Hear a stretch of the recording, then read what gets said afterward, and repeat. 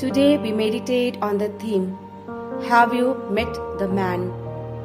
A little girl went to Sunday school catechism class for the first time. After class, her mother asked her, Amy, how did you like your class today? The little girl said, I didn't like it at all. Her mother encouraged, It was your first time. Just wait a few weeks. You will come to like it. 3 weeks later, the little girl came home from Sunday school with big tears in her eyes. What's the matter? Her mother asked. It's a Sunday school, the little girl said. Must I keep going? Why? Asked her mother. What's wrong? Well, said the little girl. Everybody talks about somebody named Jesus, and I don't even know who he is. I have never met him. I never seen him. That is the story of Amy. Probably no one had spoken to her about Jesus. But what about us who have heard so much about Jesus from childhood days? Do we really know Jesus?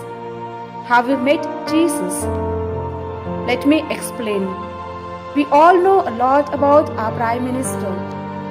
We have read about him in the news, seen his pictures in the papers and in the magazines, heard his speeches and watched him on TV.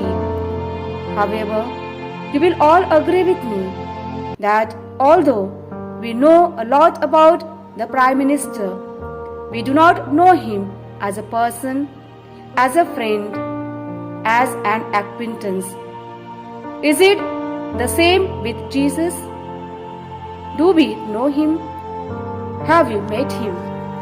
Or it is unfortunate that though we know a lot about him, we have never met him as a person, never experienced his power in our lives, his presence.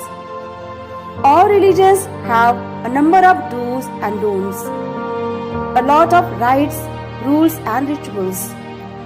Christianity too.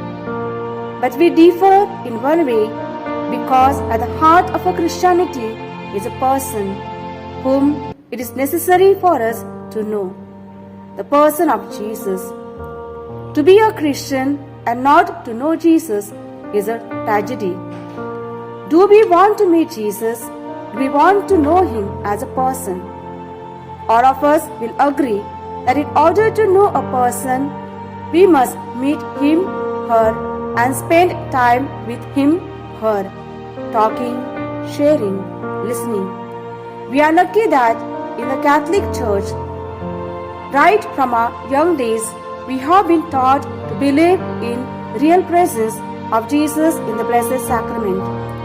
And in the recent years, we have the Blessed Sacrament Chapel attached to the church all over the world, where people may go and spend time with Jesus. A number of people do frequent visit to these chapels and experience the peace and the power of Jesus. But the vast majority of Catholics are satisfied with attending the Sunday Mass, after which they do not even stay back to spend time with the Lord, but make a beeline for the security and seclusion of home. Spiritual books tells us that in order to meet Jesus, there are two essentials. First, to get rid of our ego. God cannot enter the life of a person who is arrogant, proud, and conceited, or even over self-confident. God scatters the proud and raises the lowly. Why? The reason for this is illustrated in a story. When Saint Teresa of the Child Jesus was little, she was very proud. One day, her elder sister filled a glass with water and set it on the table in front of her. Then she brought a jar of wine and asked her to pour some into the glass. But I can't, said Teresa. The glass is full. It's the same with you. answered her sister, "You are full of pride. God cannot pour himself into you. Empty yourself of pride. It is not so difficult if you realize that all that you have is a gift from God." And St. Paul says, "If you have received, why do you boast as if you had not received?" 1 Corinthians 4:7. The second requirement for meeting Jesus is the attitude of waiting. We cannot find God. God must find us. We must wait for Him like servants who have their lamps alight and wait for their master to return from the wedding feast. Waiting for anyone to come needs humility and patience, and waiting for an indefinite period of time needs immense humility and patience. The Advent antiphon says, "Do not be disappointed if he seems to delay, for he will surely come." In Isaiah 45, verse 19, God says, "I have not said to Jacob's sons, 'Search for me' in vain." And again in Matthew 7:7, Jesus says, "Seek and you will find."